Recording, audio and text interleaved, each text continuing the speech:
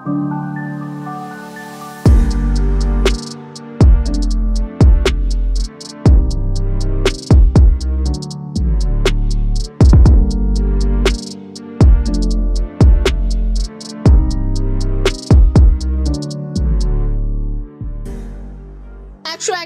জন্মদিনে কাঠের ট্রামের চাকা ঘুরবে শহর কলকাতায়। 24শে ফেব্রুয়ারি ট্রামের 151তম জন্মদিন। সেই উপলক্ষে শনিবার শতবর্ষের পুরনো কাঠের ট্রাম আজ শহরে ঘুরল। সকালে গড়িয়াহাট থেকে বসুন্ধরা নামক সুসজ্জিত দুটি ট্রাম এসপ্ল্যানেডে আসে।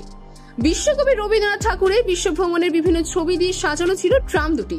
ট্রামের জন্মদিনে উপস্থিত ছিলেন পরিচালক গৌতম ঘোষ, অভিনেতা বরুণ চন্দ্র, পরমব্রত চট্টোপাধ্যায়, রুদ্রপ্রসাদ সেনগুপ্ত, বিভাস চক্রবর্তী, যোগেন চৌধুরী, অনিক দত্ত, সঙ্গীত পরিচালক সহ একাধিক বিশিষ্ট ব্যক্তিরা। কথাটা শুনতেই অস্বস্তি লাগে কিংবা অকল্পনীয় বলে মনে হচ্ছে, কারণ ট্রাম যেভাবে পৃথিবীতে সমৃদ্ধ, ট্রামের ইতিহাস পৃথিবীর মানুষের কাছে, আমার বাংলাদেশের মানুষের কাছে ততটা সমৃদ্ধ। বাংলাদেশ থেকে আমি আসার পরে আমার যেই জায়গাটা মনে পড়ে, প্রথমত আমি ট্রাম সম্পর্কে জেনেছি জীবনানন্দ দাশ থেকে।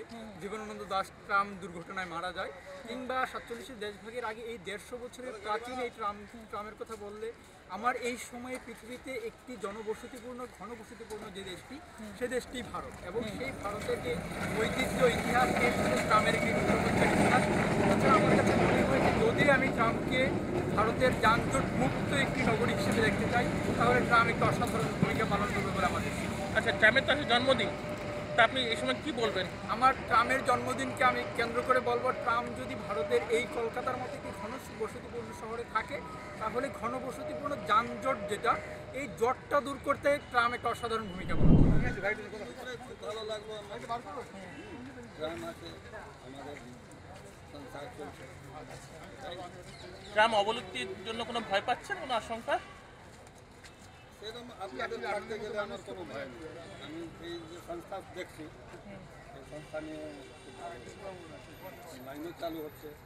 আচ্ছা আচ্ছা, লাইন চালু যে বাড়িতে ঠাকুরদা বুড়ো হয়েছে বলে তাকে তাড়িয়ে দিয়ে তাকে মানুষের বোঝা উচিত যে সেও একদিন ঠাকুরদা হবে।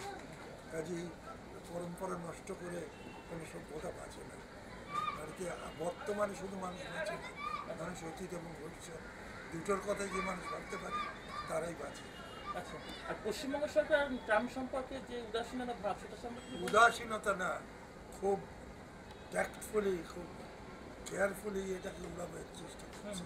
কিছু উদাসীন না, সচেতনভাবে একটু করে স্লো পয়সা করে এটা যাতে চলে যায়, এবং তারপর যেটা প্রচুর পয়সা করি এদার ওদার হতে পারে, সেইভাবেই দেখছে। আমার মনে হয় না পশ্চিমবঙ্গ সরকার উদাসীন, তারা এটাকে উৎখাত করতে যায় অন্যতম।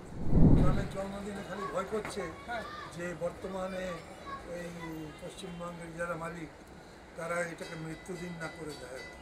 আচ্ছা, কারণ এইখানে এই যে এত বড় বড় সব ডিপোগুলো, এইগুলো তো সোনার খনি, প্রমোটারদের হাতে চলে গেলে তাহলে অনেক কাটমানি খেতে অনেক লোকের পকেট ভারী হবে।